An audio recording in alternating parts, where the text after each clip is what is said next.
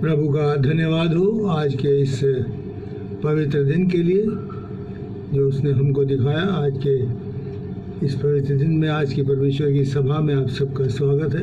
प्रभु आप सबको आशीष दे। और आज हम देखेंगे कि प्रभु आज हमको क्या सिखाना चाहता है, अपने वचन से क्या बताना चाहता है। इसके लिए हम पढ़ेंगे इफिसियों उसका 6वां अध्याय और उसकी 10वीं आयत से लेकर 12वीं आयत तक, 10 से 12। और यहाँ पर परमेश्वर का वचन हमको बताता है, इसलिए प्रभु में और उसकी शक्ति के प्रभाव में बलवंत बनो, परमेश्वर के सारे हथियार बांध लो कि तुम शैतान की युक्तियों के सामने खड़े रह सको, क्योंकि हमारा मलयुद्ध लहू और मांस से नहीं परंतु प्रधानों से और अधिकारियों से और इस संसार के अंधकार के हाकिमों से और दुष्टता की उन आत्मिक सेनाओं से है जो आकाश में है। परमेश्वर अपने वचन के पढ़े और सुने जाने पर आशीष दे। यहाँ पर लिखा कि परमेश्वर के सारे हथियार बांध लो। एक बार उन हथियारों को मैं आपको बता दूँ वो कौन कौन से हैं, ताकि हम इस मैसेज के दौरान अपने दिमाग में रखें उसे।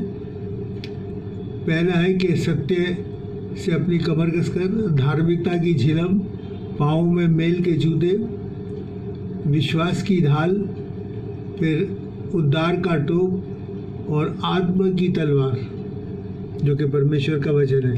ये वो हथियार हैं जो कि परमेश्वर के, जो दुष्टता की शक्तियों से लड़ने के लिए। और इससे पहले भी मैं आपको इन हथियारों के बारे में बहुत विस्तार से बता चुका हूँ, लेकिन आज थोड़ा हम इनके बारे में बात करेंगे कि अगर यह हथियार हैं इनको कैसे हम इस्तेमाल करना है।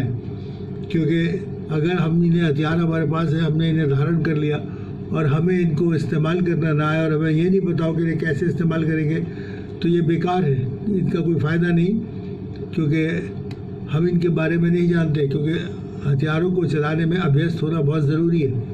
और हम जानते हैं कि जब शाऊल दाऊद जो है वो गोलियत को मारने के लिए जा रहा था, तब शाऊल ने उसे अपने हथियार दिए। उसने अपना टोप, अपनी झिलम, अपनी ढाल, अपनी तलवार, ये सब उसे दिया कि तू इसे पहन और इसे पहन के जा। जब दाऊद ने उन्हें पहना तो वो कहने लगा कि मैं इन्हें पहन के चल नहीं सकता, क्योंकि मैंने इन्हें परखा नहीं, मैं इनका अभ्यस्त नहीं हूँ। और उसने वो उतार दी। और इसीलिए ये सारे हथियार जो परमेश्वर के, जिनके बारे में पहले बता चुका हूँ, अगर इनके आज यही हम इनको देखेंगे कि इनको किस तरीके से हमें इस्तेमाल करना है, या किस तरीके से किन परिस्थितियों में ये हथियार जो है हम इनको प्रयोग में ला सकते हैं, ये हमारे लिए फ़ायदेमंद होंगे। तो इन्हीं बात को देखेंगे, क्योंकि परमेश्वर का वचन 2 तीमुथियुस और उसकी 2 और 15 में कहता है कि जो सत्य के वचन को ठीक रीति से काम में लाता हो। जो सत्य का वचन क्या, अभी हमने देखा कि आत्मा की तलवार जो कि परमेश्वर का वचन है, ठीक रीति से काम में लाना। इस वचन को भी ठीक रीति से काम में लाना मतलब चलाने में अभ्यस्त होना चाहिए कि कहाँ में कौन से वचन को इस्तेमाल करना है। तो ये परमेश्वर का वचन खुद कहता है कि ठीक रीति से इस्तेमाल करना आना चाहिए वचन को, उस परमेश्वर की ये तलवार को। और देखेंगे किस तरीके से स्टेप बाय स्टेप हमें इस कार्य को करना है। सबसे पहले हमें अपने आप को तैयार करना है, अपने आप को प्रभु को समर्पित करना है, अपने मन को तैयार करना है और संपूर्ण भरोसा जो है हमें परमेश्वर के ऊपर रखना है पूरे विश्वास के साथ। और ये विश्वास क्या है? आत्मा की ढाल। क्योंकि जब तक पूर्ण रीति से हमारा विश्वास प्रभु यीशु मसीह के ऊपर नहीं होगा, ये ढाल नॉन फंक्शनल रहेगी। ये ढाल हमारे जीवन में कोई कार्य नहीं कर सकेगी।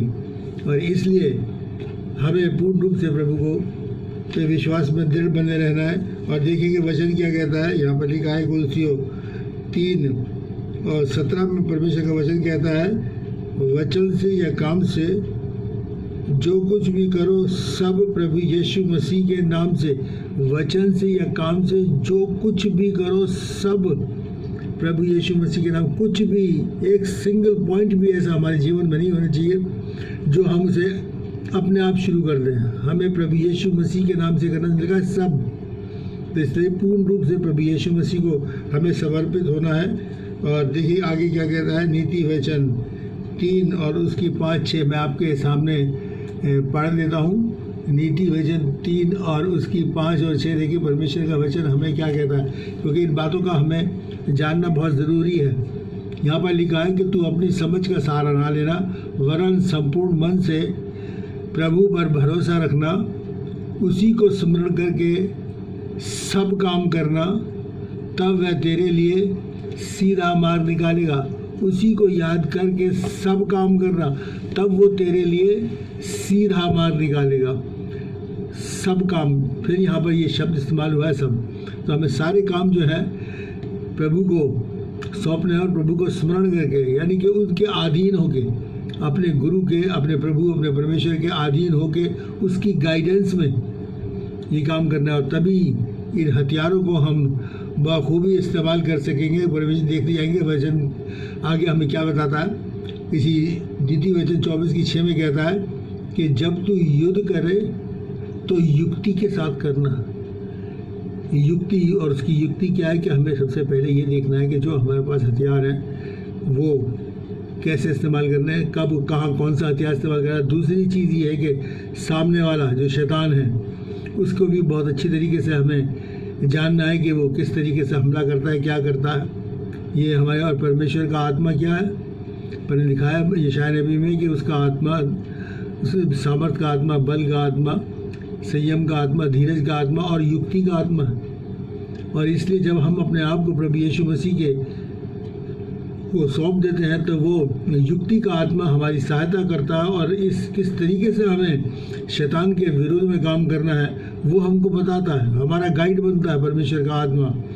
तो इसलिए हमें ज़रूरी है कि युद्ध करें तो युक्ति से करें। और देखिए परमेश्वर ये कहता है अपने नीति वचन 16 की 3 में कहता है अपने कामों को प्रभु पर डाल दे, इससे तेरी कल्पनाएं सिद्ध होंगी, परफेक्ट होंगी, सिद्ध परफेक्ट हो जाएंगी।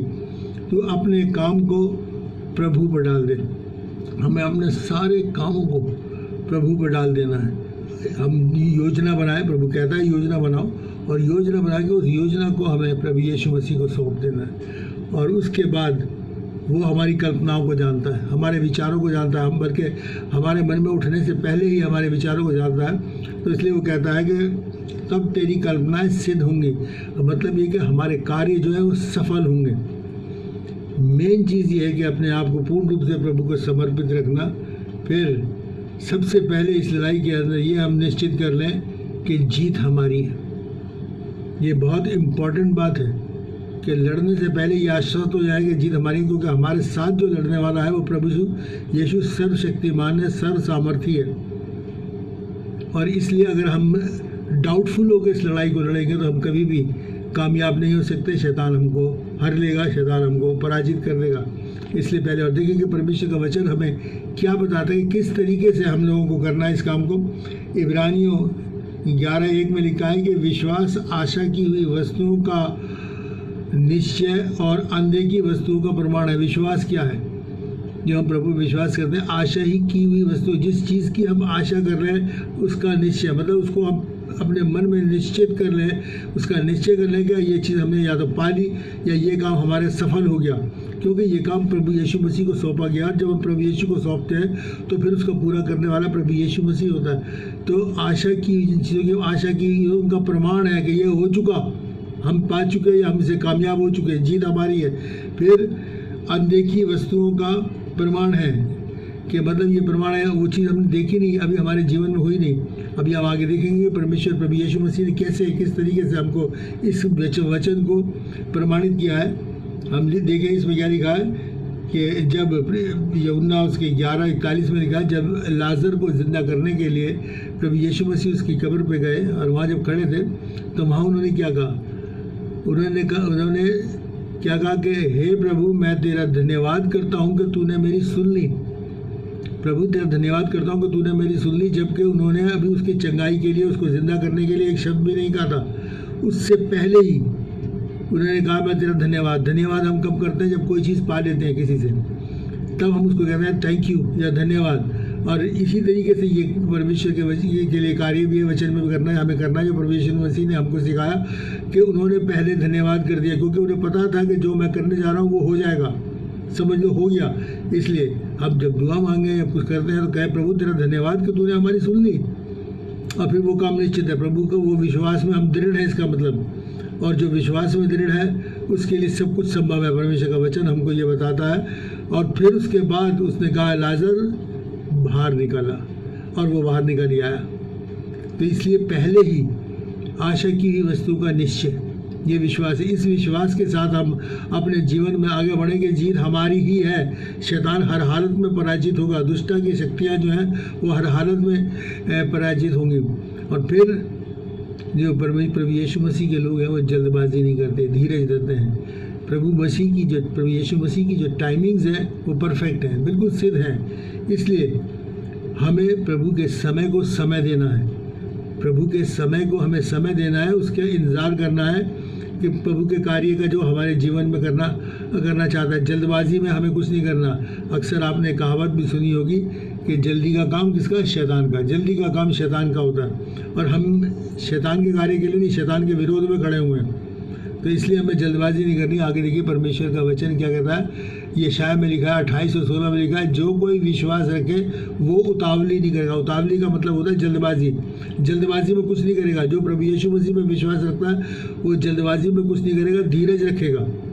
क्योंकि ये लड़ाई शैतान के विरुद्ध में है, और हमें धीरज के साथ सोच समझ कर उस पर वार करना है कि हमें किस तरीके से उसे करना है। जल्दबाजी में हम गलती कर सकते हैं। और परमेश्वर के वचन में लिखा है कि जो ये समझता है कि मैं स्थिर हूँ वो चौकस रहे कि गिर ना पड़े। वो चौकस रहे कि गिर ना पड़े। इसलिए हमें चौकस रहना। और चौकस कब रहेंगे? धीरज से सोच समझ के अपने जीवन में कार्य करेंगे। क्योंकि शैतान के विरुद्ध जो लड़ाई हमें लड़नी है वो धीरज के साथ लड़नी है। प्रभु यीशु मसीह में होते हुए बड़े धीरज के साथ, क्योंकि प्रभु यीशु मसीह ने भी बड़ा धीरज और संयम रखा मानव जाति के प्रति। उसने किस तरीके से उसके खिलाफ बहुत कुछ कहा गया, लेकिन वो धीरज धरे रहा। और इसी तरीके से यशायाह 26 और उसकी 3 में परमेश्वर का वचन हमें बताता है कि जिसका मन तुझ में धीरज धरे हुए है उसकी रक्षा तू पूर्ण शांति के साथ करता है, क्योंकि वह तुझ पर भरोसा रखता है। जिसका मन तुझ में धीरज धरे हुए है। अगर हमारा मन प्रभु यीशु मसीह में धीरज धरे हुए है तो फिर प्रभु यीशु मसीह पूरी शांति के साथ हमारी रक्षा करता है। मतलब हमें पूरी शांति देता है, और हम उसमें क्योंकि हमारा भरोसा उस पर है। ये सारे हथियार विश्वास के द्वारा ही कामयाब होते हैं, और प्रभु यीशु मसीह में उसके वचन में बने रहने के द्वारा। और प्रभु यीशु सबसे बड़ी चीज़ ये है कि धीरज हमको धरना है। मेरे और आपको धीरज धरना। और ये धीरज ही हमको धैर्य लाएगा। क्योंकि मती 10 और 22 मती की 10 और 22 में लिखा है, जो अंत तक धीरज रखेगा उसी का उद्धार होगा। जो अंत तक धीरज रखेगा उसी का उद्धार। धीरज और उद्धार का हथियार, एक परमेश्वर ने क्या लिखा भी ये बनाता है, उद्धार का टोप। अगर हमारा टोपी हट गया सिर पे से तो शैतान वार कर सकता है हमारे सिर पे। लेकिन धीरज जो है उस उद्धार के टोप को कसे रहता है कि उसका जो धीरज धरेगा उसी का उद्धार होगा। वो टोप हमारे सिर पर कसे रहता है धीरज से। तो इसलिए ये हथियार भी जब कामयाब होता है जब परमेश्वर के वचन के अनुसार हम धीरज रखते हैं। अगर हमने अपने धीरज को खो दिया तो फिर ये समझ लीजिए कि उद्धार का टोप ही सर पे से हट गया। जब सर पे टोप ही नहीं है तो हम क्या जाएंगे युद्ध में, क्या लड़ाई लड़ेंगे। फिर परमेश्वर का वचन की लड़ाई जो हमें लड़नी है शैतान के विरुद्ध, परमेश्वर के विधि और नियमों के अनुसार जो उसने दी हैं उनके अनुसार और उनके निर्देशों के अनुसार हमको इस लड़ाई को लड़ना है, इससे बाहर जाके नहीं। क्योंकि शैतान को मात प्रभु यीशु मसीह में बने रहकर ही दिया जा सकता है, उस तमाम दुष्टता की शक्तियों को। आप देखें, एक वाक्य बाइबल के अंदर है कि जब यरीहो नगर को इजरायली जीतने जा रहे थे तो देखा कि उसके चारों तरफ बहुत सॉलिड दीवार बनी हुई है, बहुत मजबूत उसकी चार दीवारी है जिसको कोई तोड़ा नहीं जा सकता था, बड़ा मुश्किल था।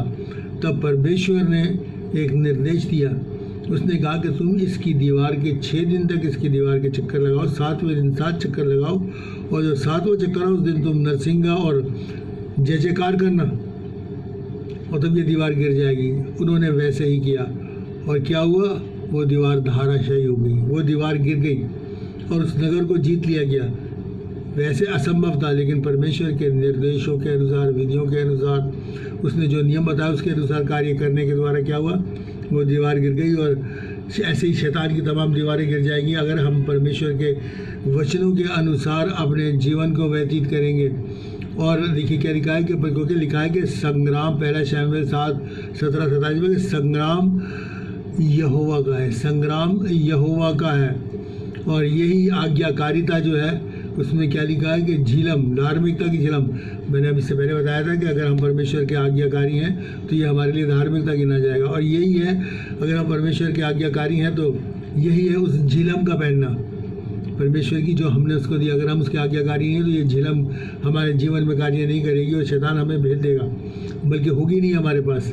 तो इसलिए परमेश्वर के आज्ञाकारी बने रहो और उस झिलम को पहने रहो जो परमेश्वर ने मेरे और आपको दी है। ये है उस झिलम पहनना।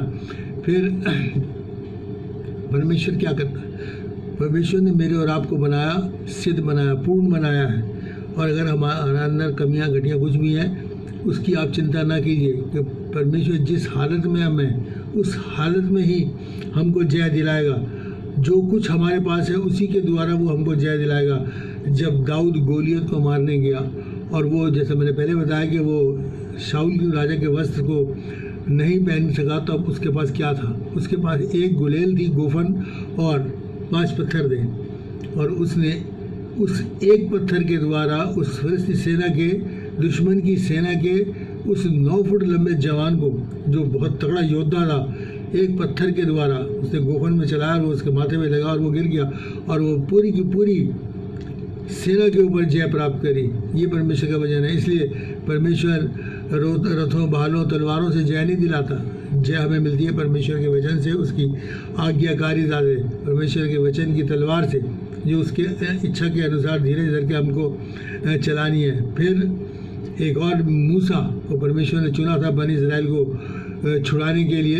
तो उसके लिए मैं आपके सामने पढ़ूंगा कि मूसा का जीवन कैसा था। हम पढ़ेंगे इब्रानियों उसका 11 बाब और 24 से 26वीं आयत तक हम आपके सामने पढ़ेंगे। और यहाँ पर परमेश्वर का वचन हमको बताता है कि विश्वास ही से मूसा ने सियाना होकर फिरौन की बेटी का पुत्र कहलाने से इनकार कर दिया, इसलिए कि उसे पाप में थोड़े दिन का सुख भोगने से परमेश्वर के लोगों के साथ दुख भोगना अति उत्तम लगा। उसने मसीह के कारण आनंदित होने से मिस्र के भंडार को बड़ा धन समझा, क्योंकि उसकी आंखें फल पाने पे लगी हुई थी। उसने क्या करा? उसने मसीह के साथ आनंदित होने को मिस्र के भंडार से बड़ा धन समझा। ये मूसा का स्वभाव था, ये मूसा की आज्ञाकारिता थी कि वो राजकुमारों का जीवन व्यतीत कर रहा था। वो एक राजकुमार था, फिरौन वहाँ का बादशाह था, उसकी बेटी का बेटा था, लेकिन उसने वो सब त्याग दिया। वो सब राजपाट, ऐश और आराम सब त्याग दिए और वो उसने दिखाया कि उस धन को लात मार दी और वो प्रभु यीशु मसीह का हो गया, उसके लोगों का हो गया और उनके साथ जीवन व्यतीत किया। इसलिए परमेश्वर ने उसको चुना।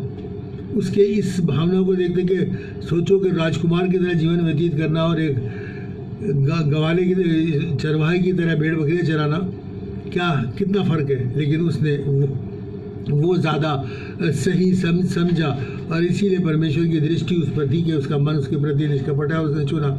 और जब उसे चुना तो मूसा कहने लगा प्रभु से कि प्रभु, मैं तो ज़ुबान का बद्दा हूँ, ठीक से बोल भी नहीं सकता। मैं कैसे इतने लोगों को, जो कि लाखों लोग हैं, उनको छुड़ा के यहाँ लेके आऊँगा? मेरे लिए तो बहुत मुश्किल है कि उस देश से। तो परमेश्वर कहता है तू चुप रहे। तो बिल्कुल वहाँ पर लिखा है, जो कि निर्गमन 4 और 10 के अंदर है, कि मैं तेरे साथ चलूँगा और मैं तुझे बताऊँगा। मैं तेरे साथ चलूँगा क्योंकि तेरी दुर्बलता तेरे आड़े नहीं आएगी, क्योंकि परमेश्वर का वचन है। फिर जब वो चला लेने के लिए, तो उसके पास क्या था? मूसा के पास सिर्फ एक लाठी थी, सिर्फ एक लाठी। और वो उस लाठी को लेके लाखों लोगों को मिस्र से छुड़ाने के लिए चला था। और मिस्र के राज्य के लिए परमेश्वर का वचन बताता है, व्यवस्था विवरण 4 और 20 में, कि लोहे के भट्टे सरीखा देश था। वो लोहे के भट्टे यानी आयरन किंगडम, एक ऐसी किंगडम जो अभेद्य है, जो बड़ी कठोर है, बड़ी सख्त है, बड़े उसकी सेना बहुत मजबूत है। उसको सेना उस नगर से, उस देश से छुड़ाने के लिए मूसा एक लाठी लेके चला। लेकिन सबसे बड़ी बात यह थी कि उसके साथ परमेश्वर था, पर मूसा के साथ परमेश्वर था। देखे मैं चला कि क्या कहता है, मूसा के साथ परमेश्वर था और वो सामर्थ उसके पास जो थी वो परमेश्वर की थी। इसलिए वो लाठी इतनी सामर्थ्य थी कि जब वो लाठी मिस्र के देश के पानी के ऊपर पड़ी तो वो पानी लहू में बन गया। जब वो लाठी समुद्र के ऊपर पड़ी तो समुद्र 2 भाग बन गया और रास्ता बीच में से निकल गया। जब वो लाठी चट्टान के ऊपर पड़ी तो चट्टान से पानी फूट निकला नदी के समान। परमेश्वर का वचन बताता है लाखों लोगों ने पिया और उनके मवेशियों ने पिया। ये परमेश्वर वो सामर्थ है, परमेश्वर का वचन वो सामर्थ है, क्योंकि परमेश्वर ने उसे वचन दिया कि जा ये कर, उसने किया और उसके वचन ने समुद्र के 2 भाग कर दिए, चट्टानों को फाड़ दिया। और इस तरीके से उसी वचन के अनुसार आसमान और ज़मीन की, सूरज और चाँद की जो है वो परिक्रमा रुक गई। ये परमेश्वर का वचन है, ये उसकी सामर्थ्य है। और इसीलिए परमेश्वर ने जब हम यहाँ से इस सफ़र में जब हम हैं, परमेश्वर के कौन से सफ़र, यहाँ से स्वर्ग के राज्य का सफ़र हमारे पास है और हमें उसमें जाना है। तो परमेश्वर ने इस संसारिक सफ़र से होते हुए जब हम स्वर्ग के राज्य में जाएंगे तो परमेश्वर ने हमें भी एक लाठी दी है। मेरे और आपके पास भी एक लाठी है जिससे कि हम कहते हैं चरवाही की लाठी, शेपर्ड शाफ्ट हम कहते हैं, क्योंकि परमेश्वर के वचन को चरवाही की लाठी भी कहा जाता है। ये वही तलवार है जो मूसा ने चलाई, ये वही तलवार है जो मेरे और आपको परमेश्वर ने दी हुई है। और इस तलवार को हमें इस्तेमाल करना है। शैतान का राज्य भी कोई लोहे के बट्टे से कम नहीं है, बल्कि मैं कहूँगा उस लोहे के बट्टे से भी ज़्यादा होगा। लेकिन जब परमेश्वर के वचन की लाठी चलती है तो वो भी टुकड़े टुकड़े हो जाता है, वो भी टुकड़े टुकड़े हो जाता है। और देखेंगे परमेश्वर का वचन क्या कहता है। परमेश्वर का वचन कहता है कि याकूब उसकी 2 और 19 में लिखा हुआ है कि शैतान का सामना करो, 2 और 19 में लिखा है कि शैतान प्रभु के सामने कांपता और थरथराता है। शैतान प्रभु के सामने कांपता और थरथराता है। और जब परमेश्वर का वचन हमारे पास होगा तो शैतान हमसे भी कांपेगा, थरथराएगा। इसलिए लिखा है कि इब्रानियों 4 और 7 में लिखा है परमेश्वर के अधीन हो जाओ और शैतान का सामना करो तो वो तुम्हारे पास से भाग निकलेगा।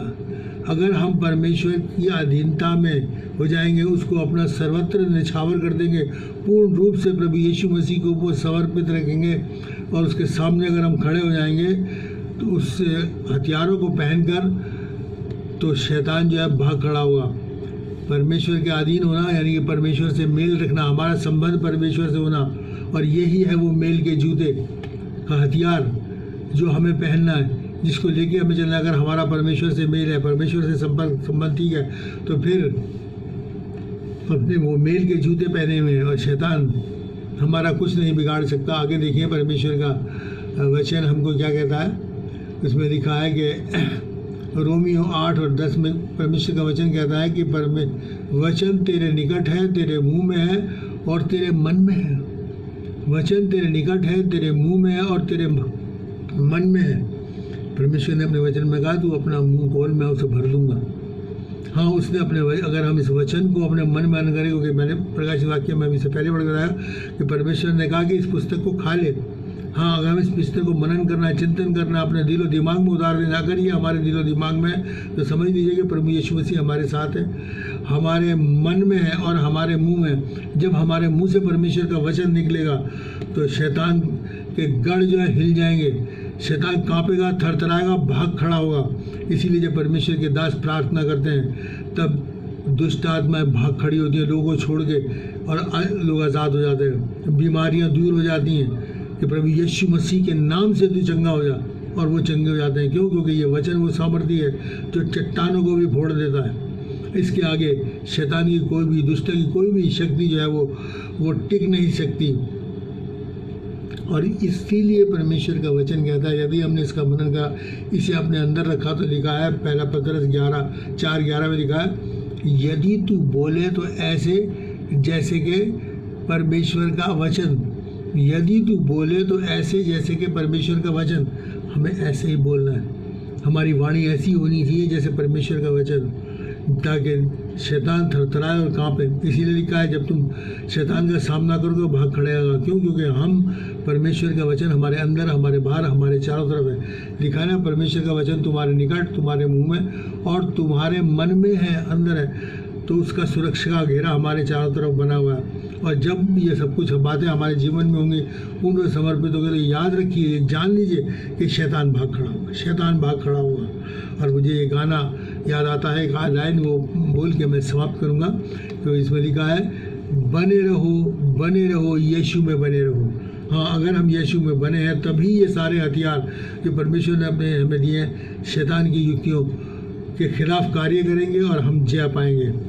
परमेश्वर इन वचनों के द्वारा हम सबको आशीष दे कि हम परमेश्वर के वचन में बने रहें और प्रभु अपने परमेश्वर से अपने सारे मन, अपनी सारी बुद्धि, अपने सारे प्राण और अपना सारी शक्ति से प्रेम रखें, ताकि जय हमारी ही हो। परमेश्वर का बहुत बहुत धन्यवाद हो। आइए हम दुआ करें।